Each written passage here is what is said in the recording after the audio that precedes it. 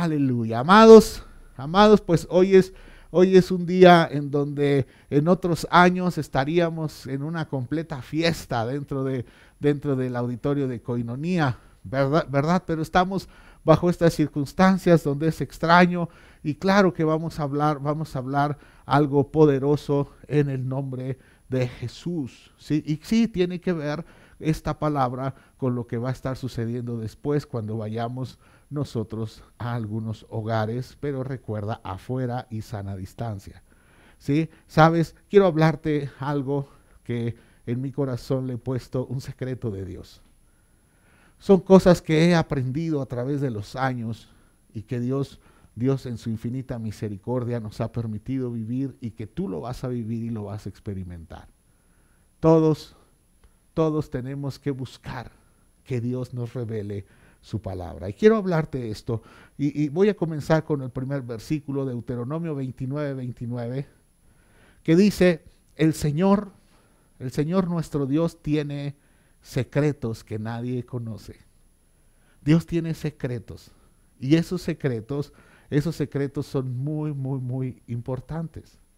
Dice, no se nos pedirá cuenta de ellos, sin embargo, nosotros y nuestros hijos somos responsables por siempre de todo lo que se nos ha revelado, a fin de que obedezcamos todas las condiciones de estas instrucciones. Permítame un momento, amados.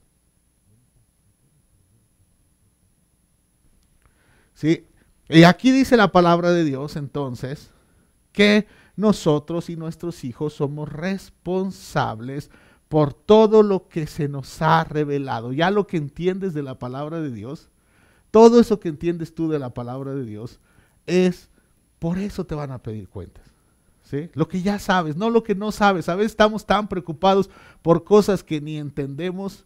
Estamos tan preocupados por cosas muy, muy, muy complicadas. Amado, Dios tiene secretos. Y dentro de esos secretos, muchas cosas no las sabemos y no nos van a ser reveladas. Muchas cosas simplemente no son para nosotros en ese momento. ¿Sí? Entonces tenemos que ser muy responsables de lo que ya sabemos. Y la Biblia nos habla de 3 secretos en el libro de Eclesiastés. Eclesiastés 11, versículos 5 y 6. Dice, así como no puedes entender el rumbo que toma el viento, ni el misterio de cómo crece un bebecito en el vientre de su madre, tampoco puedes entender cómo actúa Dios, quien hace todas las cosas. Siembra tu semilla por la mañana y por la tarde no dejes de trabajar, porque no sabes si la ganancia vendrá de una actividad o de la otra, o quizá de ambas. Quiero hablarte, Dios tiene muchos secretos, pero quiero hablarte del secreto de Dios en base a la siembra. Porque sabes, en un tiempo de semáforo rojo, de pandemia, muchos dicen, yo no me atrevería yo a dar una siembra extraordinaria como lo es una primicia. No me atrevería, algunos dicen, yo todavía no estoy listo para eso. ¿Sí?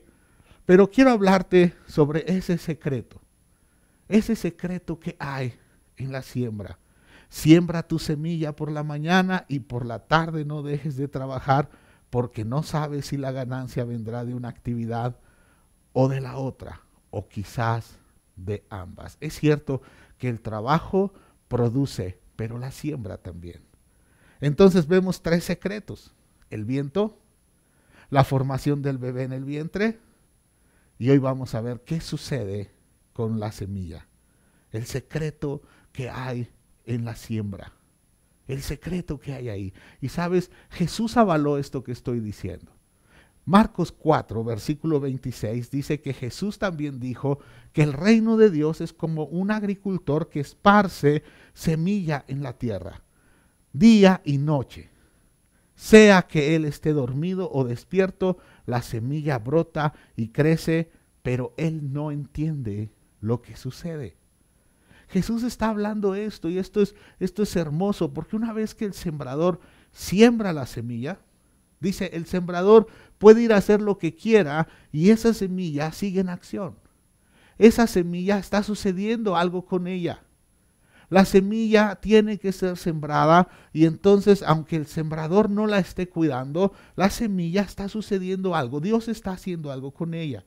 Y dice Jesús en el verso 28, la tierra produce las cosechas por sí sola. Primero aparece una hoja, luego se forma la espiga y finalmente el grano madura. Tan pronto como el grano está listo, el agricultor lo corta con la hoz porque ha llegado el tiempo de la cosecha. ¿Sí? La semilla va trabajando, pero hay un momento en que el agricultor ya ve que tiene frutos y cuando están los frutos es tiempo de cortar, es tiempo de cosechar, no antes.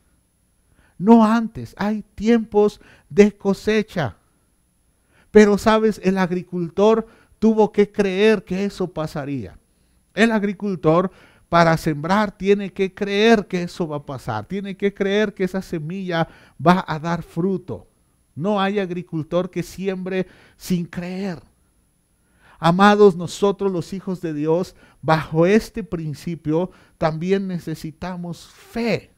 Es fundamental, necesito creer para poder hacerlo. No tengo yo que pensar, a ver qué pasa, porque en el reino de los cielos no hay inundaciones que destruyan. Lo que sucede en el mundo espiritual es importante, es muy importante. Realmente no esperes que en la iglesia los pastores te hablemos cosas naturales. Lo que hablamos es espiritual. Es la universidad del espíritu. Porque, sabes, a veces las personas quieren juzgar todo esto en base de forma natural, lo que ellos creen. No, esto es de fe, es importante. En el mundo espiritual, después de que uno siembra, ¿sí? Hay diferentes voces. El diablo dice, no funciona. La incredulidad se burla de los demás. Los satanistas dicen, no lo hagas. Y Dios dice, ¿crees que tu bendición está hecha? Son las diferentes voces. Y sabes, debemos aprenderlo y debemos ver en la Biblia. Yo quiero platicarte una historia. Quiero platicarte una historia que está en el libro de Segunda de Reyes, capítulo 4.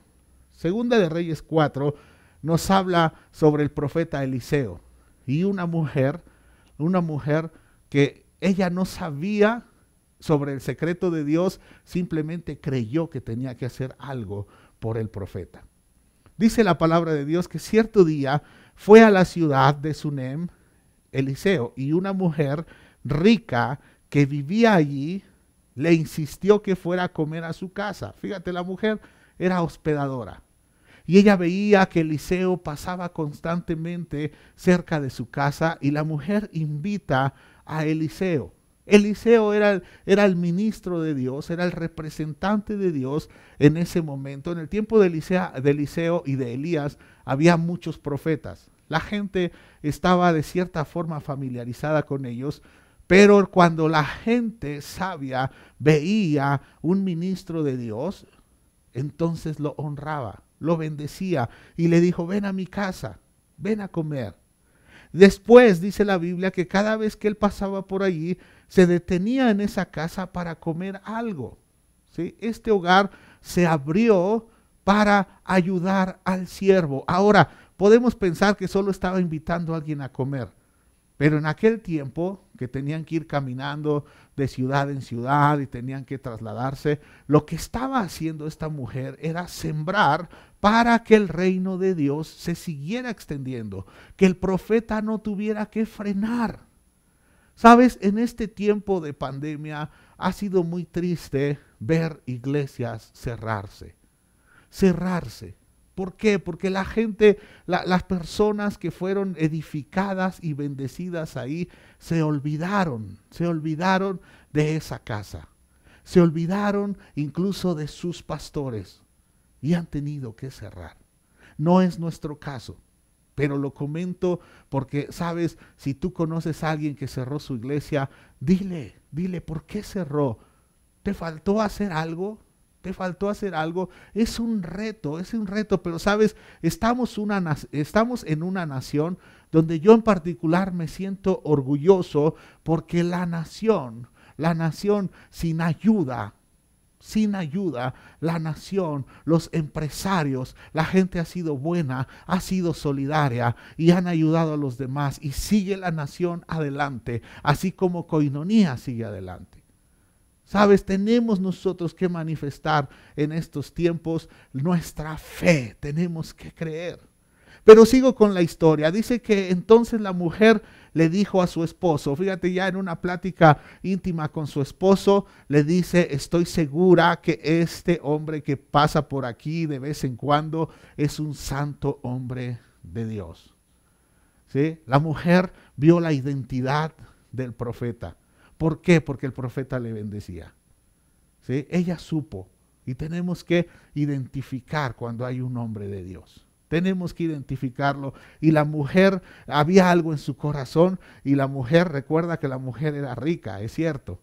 Y entonces le dijo a su esposo, construyamos un pequeño cuarto en el techo para él y pongámosle una cama, una mesa, una silla y una lámpara, y así tendrá un lugar donde quedarse cada vez que pase por aquí. Fíjate, comenzó con siembras pequeñas, comenzó invitándolo a comer. Y después ya quería que se quedara en la casa a dormir. Dijo, construyamos un cuarto.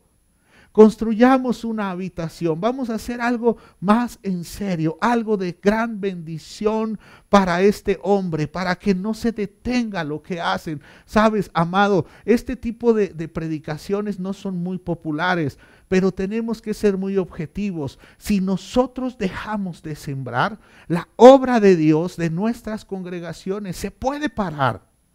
Se puede parar. Y muchos dicen, no, pues que Dios los alimente. Sí, Dios dijo que tú honres a Él, honres al Rey de Reyes a través de esa forma, sembrando. Y no te estoy diciendo que grandes milagros van a venir, no, lo que te estoy diciendo es que lo que el hombre siembra, eso cosechará.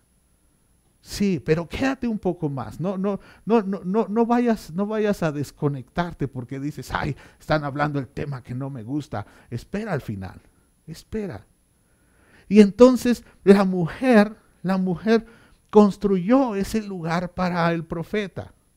Y entonces un día Eliseo regresó a Sunem y subió a ese cuarto para descansar. ¿Sí? ¿Te imaginas el profeta que caminaba kilómetros y kilómetros, tener un lugar donde descansar? La mujer lo que estaba haciendo, ni ella lo sabía. Ella estaba cumpliendo con uno de los secretos de Dios. Estaba sembrando. Todo comenzó en su corazón. Y comenzó de una forma pequeñita y ahora ya va grande. Y ahora tenemos a Eliseo ahí. Y entonces dice que Eliseo está en ese cuarto y está con su criado, con su sirviente llamado Giezi. Y entonces le dice Eliseo, dile a la mujer sunamita que quiero hablar con ella. Dile. Y entonces el criado fue por la mujer y la trajo. Y Eliseo le dijo, dile que agradecemos su amable interés por nosotros. ¿Qué podemos hacer? ¿Qué podemos hacer? Fíjate, Eliseo le manda este mensaje a la mujer diciéndole claramente, ¿qué puedo hacer por ti? Porque tú has sido una bendición para mí. ¿Qué puedo hacer por ti?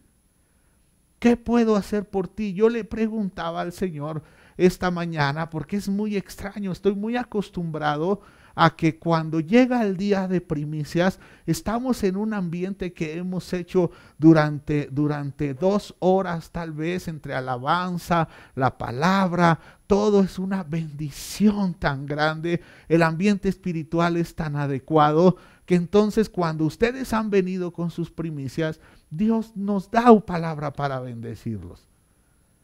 Pero el día de hoy va a ser diferente. El día de hoy vamos a ir, vamos a visitar, pero ¿sabes qué? No va a haber todo esto que hemos tenido en la iglesia, que es glorioso, sino que ahora, sí, vamos a ir. Y entonces el Señor me dijo que las casas que vamos a visitar, que les preguntemos, ¿qué podemos hacer por ti? ¿Qué podemos hacer por ti? Dios es bueno y sé que bendición vendrá. Sé que el poder de Dios se manifestará. Sé que Dios nos ha dado una gracia especial. Pero Eliseo en el mensaje dice, ¿quieres que te recomendemos con el rey o con el comandante del ejército? Ajá, si esto hubiese sucedido en México, la mayoría le hubiera dicho sí.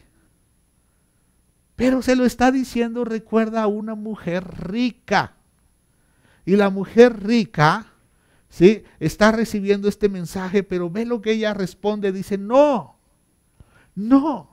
mi familia me cuida bien. No tengo necesidad. ¿Sí? Pero más tarde, Eliseo le preguntó a Giezi, ¿qué podemos hacer por ella? Sabes, cuando uno siembra, lo que uno provoca es que la cosecha va a venir, quieras o no. A ella le están ofreciendo la cosecha y ella dice, no, yo estoy bien. Yo estoy bien, pero sabes, no puedes evitar que la palabra de Dios se cumpla. No lo podemos evitar, aunque yo dijera, yo no quiero cosechar. No, dirían en el cielo, te aguantas porque si sembraste vas a cosechar. En cualquier área de la vida, en cualquier área de la vida. Entonces el profeta está sintiendo que necesita bendecir a esa mujer. Y entonces por eso es que pregunta, ¿qué podemos hacer por ella? Y Giezi, el criado, le dijo, ella no tiene hijos. Ella no tiene hijos y su esposo ya es anciano. Diciéndole, esta mujer se va a quedar sin hijos. Y entonces la palabra de Dios dice que Eliseo le dijo, llámala.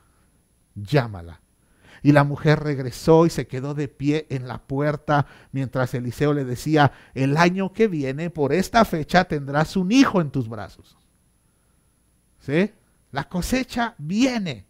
Y viene a mi memoria cuando un día le dije a una pareja, veo un hijo, en tiempo de primicias, veo un hijo. ¿Sí?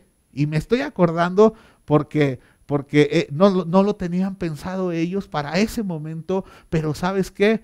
Cuando se siembra, se cosecha. Punto. Yo no puedo detener una cosecha de maíz. Va a salir, va a brotar. Aunque si yo ya sembré, yo no puedo decir, no, que ya no salga nada. En el nombre de Jesús, que ya no salga nada. No, porque no es bíblico. No es bíblico. El año que viene por esta fecha tendrás un hijo en tus brazos. Y ella dijo, no, Señor mío, exclamó ella. Hombre de Dios, no me engañes así ni me des falsas esperanzas. Esta frase nos enseña que ella sí había querido tener un hijo, pero ya estaba en un periodo de frustración. Ya no tenía esperanzas. Y lo que le estaba diciendo es, no me emociones porque eso ya no va a pasar. Pero dice la palabra de Dios, efectivamente, la mujer pronto quedó embarazada y el año siguiente, por esa fecha, tuvo un hijo tal como Eliseo se lo había dicho. La mujer no sabía por qué, pero la mujer había sembrado. Solo imagínate, preparar un cuarto, porque mira, cuando ella le dice a su esposo, construyamos un cuarto, ¿sí? Lo que está diciendo en el mundo espiritual es, vamos a invertir en el reino de Dios. Vamos a invertir, vamos a sembrar. Y entonces dice, vamos a construir un cuarto. Y no se quedó con eso, sino que el cuarto tenía una cama que representaba el descanso del profeta, tenía una mesa que representaba el sustento del profeta, tenía una silla que nos habla de productividad y tenía una lámpara que representa la luz.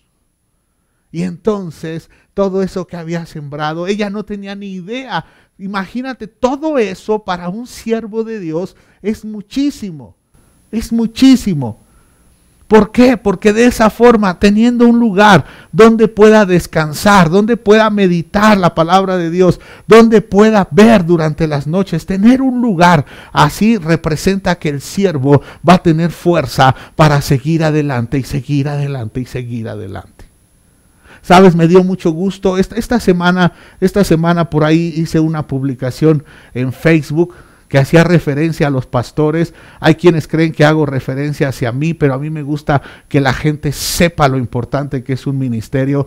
Pero me dio gusto que en esa publicación un comentario de personas de otra iglesia, personas que no sé ni siquiera si las conozco, pero hablaron de su pastor y dijeron, y nosotros lo cuidamos y nosotros lo amamos, y les aplaudo y digo, gloria a Dios. Para eso son las publicaciones, porque hay quienes entienden que es que quiero que me honren a mí.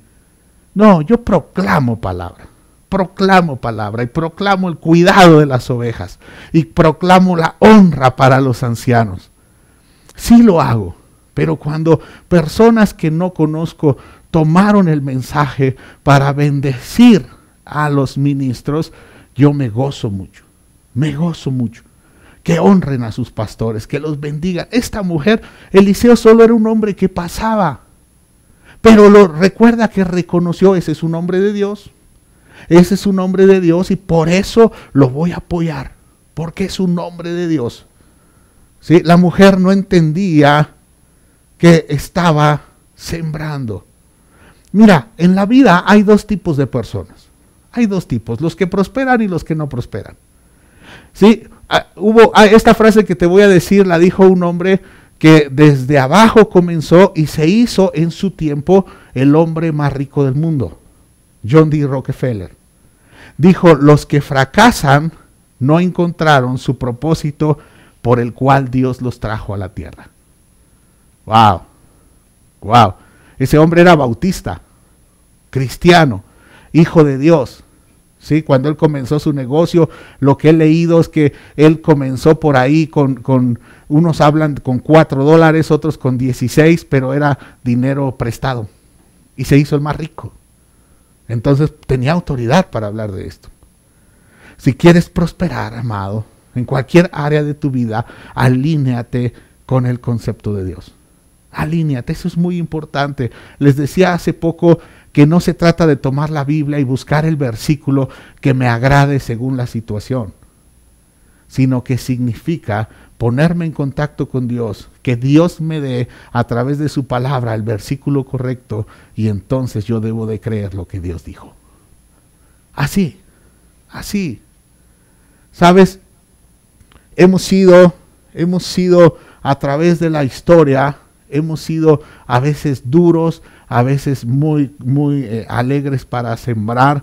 ¿Sí? Todos los seres humanos pasamos por esto.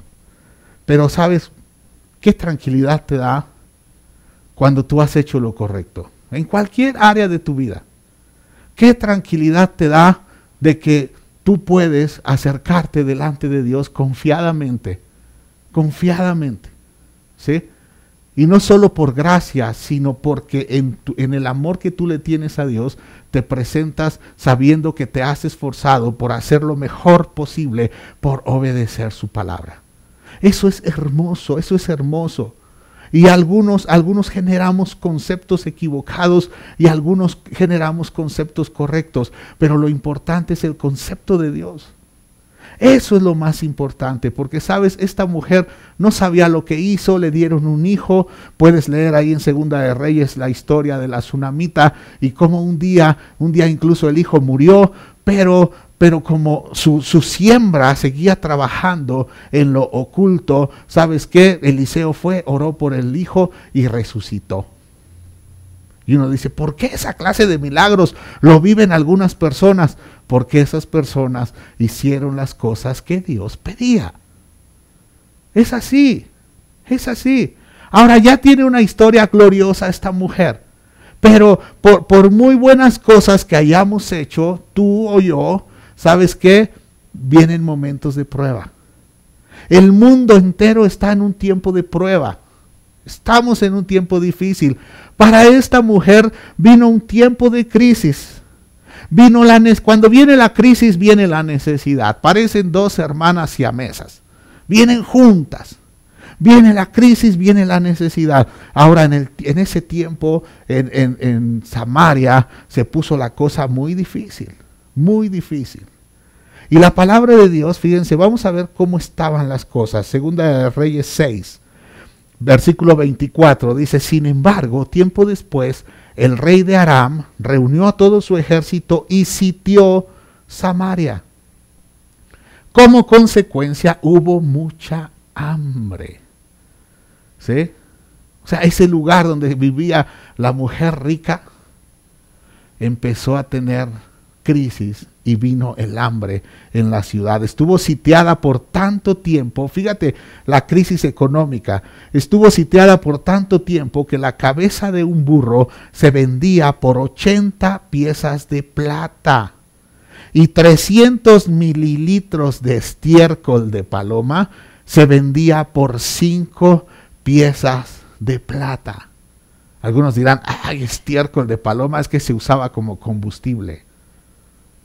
Pero ¿cuántos serán 300 mililitros de estiércol? ¿Sí? 5 piezas de plata. Cierto día, mientras el rey, fíjate, tal era la crisis, que este día el rey de Israel caminaba por la muralla de la ciudad y una mujer lo llamó: mi señor el rey, por favor ayúdeme. Era el rey. Era el gobernante, le está pidiendo ayuda. Y el rey le dijo: si el Señor no te ayuda, ¿qué puedo hacer yo? Tiempo de crisis. La indiferencia del rey. Si Dios no te ayuda, yo no te puedo ayudar. Estamos perdidos. A veces encontramos gobiernos que no quieren ayudar. El rey dijo: no puedo. La crisis es total. No tengo comida en el granero, ni vino en la prensa para darte. Pero, ¿sabes? El rey le preguntó: ¿qué te pasa? ¿Qué te pasa? Y esta mujer, fíjate qué crisis tan terrible. Esta mujer contestó: mira, esta mujer le narra una historia. Habló con otra mujer y le dijo: comámonos a tu hijo hoy y mañana nos comemos al mío. ¿Te imaginas una crisis así? Esto es canibalismo. Un momento donde ya no hay comida y dos mujeres están negociando: nos comemos hoy a tu bebé y mañana nos comemos al mío. ¡Ah! ¡Qué duro! ¡Qué duro! Esto era crisis. Y dice ella: entonces cocinamos a mi hijo y nos lo comimos. Al día siguiente yo le dije: mata a tu hijo para que nos lo comamos, pero ella lo había escondido. ¡Qué crisis! ¡Qué crisis! Esto es terrible. Llegó la crisis de una forma espantosa. Espantosa. ¿Te imaginas el pueblo? Porque lo que en ese entonces era Samaria, era parte del reino del norte, y había hijos de Dios pasando por esta crisis. ¿Sabes? El profeta Jeremías podría ser el reportero. Si Jeremías hubiese sido el reportero de esa época, él escribió sobre eso, sobre esa hambre. Y voy a citar algunos versículos del libro de Lamentaciones que nos van a espantar. Eso es crisis, amados. Eso es crisis. Lamentaciones 1, versículo 1. Dice: Jerusalén, antes colmada de gente, ahora está desierta. La que en su día fue grande entre las naciones, ahora queda solo como una viuda. La que antes era la reina de toda la tierra, ahora es una esclava. Durante toda la noche solloza, las lágrimas corren en sus mejillas. De todos sus amantes no hay quien la consuele. Todos sus amigos la traicionaron y se volvieron sus enemigos. Dice el versículo 11: su pueblo gime en busca de pan. Vendieron sus tesoros para comprar comida y mantenerse con vida. Oh Señor, mira, se lamenta y observa cómo me desprecian. Versículo 19: les supliqué ayuda a mis aliados, pero me traicionaron. Mis sacerdotes y mis líderes murieron de hambre en la ciudad mientras buscaban comida para salvar sus vidas. Wow. Capítulo 2, Lamentaciones, versículo 11. Lloré hasta que no tuve más lágrimas. Mi corazón está destrozado. Mi espíritu se derrama de angustia al ver la situación desesperada de mi pueblo. Los niños y los bebés desfallecen y mueren en las calles. Claman a sus madres, necesitamos comida y bebida. Sus vidas se extinguen en las calles, como la de un guerrero herido en la batalla. Intentan respirar para mantenerse vivos. Esta porción nos recuerda lo que está pasando hoy. Intentan respirar para mantenerse vivos mientras desfallecen en los brazos de sus madres. En el capítulo 4, versículo 1, fíjate qué forma de describirlo del profeta. Como perdió su brillo el oro, hasta el oro más preciado se volvió opaco. Las piedras preciosas, sagradas, yacen esparcidas en las calles. Miren cómo los preciosos hijos de Jerusalén, que valen su peso en oro puro, ahora son tratados como vasijas de barro, hechas por un alfarero común y corriente. Hasta los chacales amamantan a sus cachorros, pero mi pueblo Israel no lo hace. Ignoran los llantos de sus hijos como las avestruces del desierto. La lengua reseca de sus pequeños se pega al paladar a causa de la sed. Los niños lloran por pan, pero nadie tiene para darles. Los que antes comían los manjares más ricos, ahora mendigan en las calles por cualquier cosa que puedan obtener. Los que antes vestían ropa de la más alta calidad, ahora hurgan en los basureros buscando qué comer. Fíjate la crisis que llegó. ¡Qué crisis! Esto es tremendo. Esto es tremendo. Y sabes, en el versículo 8, igual de Lamentaciones 4, continúa. Pero ahora sus caras son más negras que el carbón. Nadie los reconoce en las calles. La piel se le pega a los huesos. Está tan seca y dura como la madera. Los que murieron a espada terminaron mejor que los que mueren de hambre. Hambrientos se consumen por la falta de comida de los campos. Mujeres de buen corazón han cocinado a sus propios hijos. Es la crisis que estaba pasando esas mujeres. Los comieron para sobrevivir el sitio. ¡Qué crisis, amados! Capítulo 5 de Lamentaciones. ¿Por qué sigues olvidándonos? ¿Por qué nos has abandonado por tanto tiempo? Restáuranos, oh Señor, y haz que regresemos a ti. Devuélvenos la alegría que teníamos antes. ¿O acaso nos has rechazado por completo? ¿Todavía estás enojado con nosotros? Qué fuerte, y qué fuerte oración. Qué fuerte oración. Están desesperados, la crisis está terrible, ¿sabes? Yo soy de la opinión que ya como iglesia tenemos que llorar más, tenemos que orar, tenemos que decirle a Dios, ayúdanos, necesitamos salir de esto, me gusta esta frase de esta oración de Lamentaciones 5 en el verso 21, que dice, devuélvenos la alegría que teníamos antes. Devuélvenos, Dios, lo que teníamos antes. Pero sabes, en medio de una crisis tan espantosa, porque esa ciudad donde Eliseo y la tsunamita habían estado, esa ciudad era próspera. La ciudad próspera cayó en hambre. Sabes, lo tremendo de esto es que el hambre vino cuando Eliseo se fue. Sí, el hambre vino cuando Eliseo se fue. Y entonces vino un mal gobierno de un rey llamado Abinadab. El mal gobierno arruina a los ricos y a los pobres los deprime. Wow. En esta buena época que tenía Sunem, la tsunamita era rica.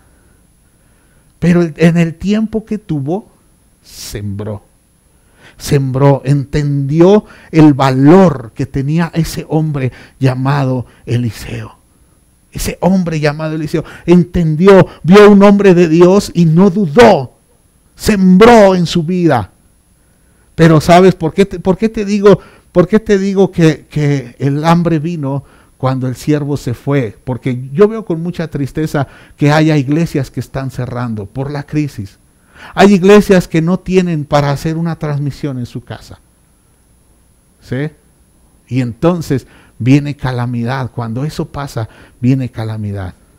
La Biblia nos enseña en esta historia, Segunda de Reyes 8, que Eliseo le había dicho a la madre del niño que él había resucitado: toma a tu familia. Fíjate lo que dijo Eliseo: toma a tu familia y múdate a otro lugar, porque el Señor ha decretado que habrá hambre en Israel durante 7 años. ¿Sí? Le está diciendo: vete a otro lugar. Eres rica y todo, pero vete a otro lugar. Viene un hambre, viene un hambre. Entonces la mujer hizo lo que el hombre de Dios le indicó. Tomó a su familia y se estableció en la tierra de los filisteos por 7 años. Dejó su casa, dejó sus tierras. Recuerda que era rica. Dejó todo, tomó a su familia y se fue. Dice que una vez que pasó el hambre, la mujer regresó de la tierra de los filisteos y fue a ver al rey para recuperar su casa y sus tierras. Qué importante es que vayamos con el rey. Qué importante es la justicia de Dios. Qué importante, amado. Esta mujer se fue porque fue guardada por Dios para que ella no padeciera todo lo que leí. Fue guardada por Dios. Ella va a la tierra de los filisteos, pero dejó casa y dejó todo. No se murió de hambre, no pasó por esta crisis, pero entonces ya sus tierras estaban abandonadas y todo. Pero fíjate el poder o el secreto de Dios en la siembra. Porque dice la palabra de Dios que cuando esta mujer regresa y va a ver al rey, se encuentra esto. Dice que cuando ella entró, el rey, fíjate, la historia es muy bonita porque el rey está platicando con Giezi, el criado, están platicando. Y el rey le dijo: cuéntame alguna de las grandes cosas que ha hecho Eliseo. Y Giezi estaba platicando toda esta historia de cómo se quedaron en la casa de la mujer, que la mujer hizo un cuarto, que Eliseo le dijo: dentro de 1 año vas a tener un hijo. Le está contando todo eso cuando, imagínate, está el rey. Está Giezi diciéndole: no, y el niño se murió, y Eliseo llegó y oró por él y se levantó, y el rey está emocionado escuchando las historias de Eliseo. Y entonces en ese momento entra la mujer. ¡Wow! Entra la mujer, y cuando está ahí la mujer, entonces Giezi le dice: ¡es ella! Es ella, porque dice el verso 5 que cuando Giezi estaba relatándole al rey la ocasión en que Eliseo le había devuelto la vida a un niño, en ese preciso instante la madre del niño entró para presentarle al rey la petición de su casa y de sus tierras. Y entonces Giezi le dijo: mire, mi señor el rey, ella es la mujer y este es el hijo que Eliseo resucitó. El rey estaba emocionado. ¿Coincidencia? ¿Casualidad? ¿O diosidencia y causalidad? Era plan de Dios. Esa mujer había apoyado el reino de Dios. Esa mujer había sembrado. Y entonces este rey le dice a la mujer: ¿es cierto? ¿Es cierto? Y ella le contó la historia. Y entonces el rey, fíjate el poder de una siembra, que aunque esté durmiendo el agricultor, la siembra comienza a crecer. Y como dijo Jesús, llegó un momento de cortar con la hoz y cosechar. Dice que entonces el rey dio instrucciones a uno de sus funcionarios para que la mujer recuperara todo lo que había perdido, incluso el valor de todos los cultivos que se habían cosechado durante su ausencia. Sin trabajar ese campo, el rey dijo: denle lo que hubiera cosechado ella. Denle, devuélvanle sus cosas. ¿Sabes por qué? Porque un sembrador nunca pierde. Las mentes naturales lo que piensan es, no, es que si yo siembro es como tirar tu dinero a la basura, dicen algunos. ¿Qué estás loco? ¿Vas a alimentar vagos? No, amado, vamos a honrar a Dios, porque un sembrador nunca pierde. Eclesiastés 11, versículo 1. Dice, envía tu grano por los mares y a su tiempo recibirás ganancias. Sí, a su tiempo siembra, a su tiempo vas a cosechar. Aleluya. Salmo 20. Fíjate, en tiempos difíciles, yo esto lo he predicado, creo que los últimos 2 años lo he estado diciendo. Antes de la pandemia, me escucharon predicarlo y decirles, saben, amados, debemos obedecer a Dios, estar con Dios, porque va a venir un tiempo difícil, y cuando viene el tiempo difícil, quisiéramos que todo el poder de Dios fluyera a través de nosotros para solucionar la crisis. Lo he dicho muchas veces. Quisiéramos que todo el poder de Dios, pero predicaba la semana pasada, no sé si la pasada, antepasada, cuando hablaba de que debemos hacer transferencias al cielo. Transferencias al cielo. Porque en el tiempo de la angustia, esas transferencias, todo eso que hicimos, ¿sí? Vale, porque hay una cuenta, dice el apóstol Pablo. En el Salmo 20, versículo 1, dice que el Señor responda a tu clamor en tiempos de dificultad. Que el nombre del Dios de Jacob te proteja de todo mal. Que te envíe ayuda desde su santuario y te fortalezca desde Jerusalén. Que se acuerde de todas tus ofrendas. Aquí preocúpense los que no creen en esto. Preocúpense porque no hay transferencias al cielo. ¿Por qué dice el salmista? Porque aquí muchos, los que no creen, podrían entrar en debate y decir, no, es que no, ya no se tiene que hacer eso. No alimentamos vagos y el humanismo se está apoderando del mundo entero. Pero el salmista dijo que se acuerde de todas tus ofrendas y mire con agrado tus ofrendas quemadas. Que se acuerde. Que se acuerde en tiempo de necesidad. ¿Qué pasó con la tsunamita? Dios se acordó. Dios se acordó. Y si te das cuenta, realmente ya no tuvo que pedir. Se lo ofrecieron por el milagro que ella había visto cuando Eliseo resucitó a su hijo. Pero recuerda que no hubiese habido resurrección de ese niño si Eliseo no hubiese querido honrarla, porque ella lo honró primero. ¡Wow! Y dice versículo 4, que Él conceda los deseos de tu corazón y haga que todos tus planes tengan éxito. ¿Sí? Cosas importantes que dice el salmista. Uno no vive, amados, de lo que puedas ahorrar. Los ahorros nos demuestran que se pueden ir. ¿Sí? Fíjate, esta enfermedad que ha golpeado el mundo, se habla el promedio de duración en casos que no hay gravedad es de 14 días. Y conozco personas, ¿sí?, que en esos 14 días perdieron mucho de lo que tenían. Mucho de lo que tenían, lo perdieron. Porque es difícil. Porque hay medicamentos que son muy caros. Muy, muy caros. Hemos podido platicar con personas en que no pueden comprar una inyección de 600 pesos, pero también hemos visto personas que les recetan medicamentos de 10,000 pesos la inyección. Y en esos momentos es donde quisiéramos decir, Dios, acuérdate de mis ofrendas. Acuérdate, Dios, acuérdate. Cuando uno es diezmador y ofrendador, Dios siempre lo va a sostener. Dios siempre lo va a sostener. Sí, pero cuando uno, como leímos en Gálatas 6, 7, si me pueden poner en pantalla, Baruch, Gálatas 6, 7, como lo leímos, ¿sí?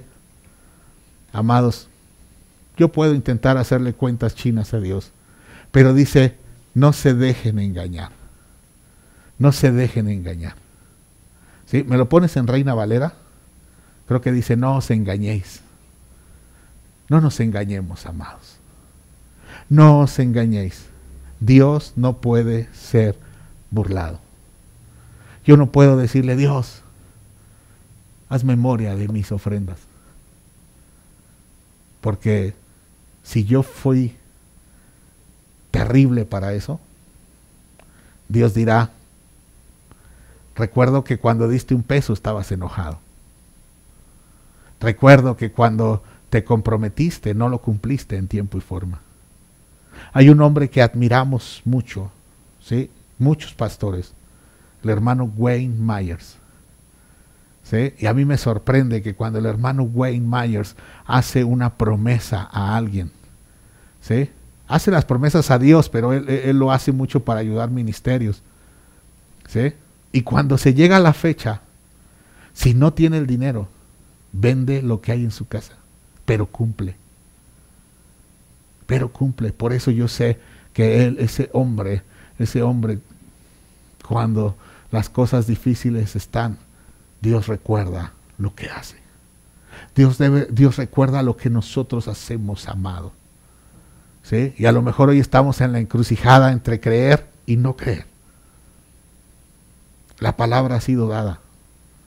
La palabra ha sido dada, pero no os engañéis. Dios no puede ser burlado. Pues todo lo que el hombre sembrare, eso también segará. Tal cual. Tal cual. Si no sembré generosamente, no puedo cosechar generosamente. Es así. Y cuando viene la necesidad, Dios guarda a aquellos que tienen en su prioridad que las iglesias y que sus ministros sigan adelante. ¿Sí? Sé que el mensaje no es popular, pero sé que es palabra de Dios. Amados, vamos a orar. Vamos a orar que esta palabra sea grabada en nuestro corazón. Recuerda lo que leí al inicio de Deuteronomio 29:29. El Señor nuestro Dios tiene secretos que nadie conoce. No se nos pedirá cuenta de ellos, sin embargo, nosotros y nuestros hijos somos responsables por siempre de todo lo que se nos ha revelado, a fin de que obedezcamos todas las condiciones de estas instrucciones.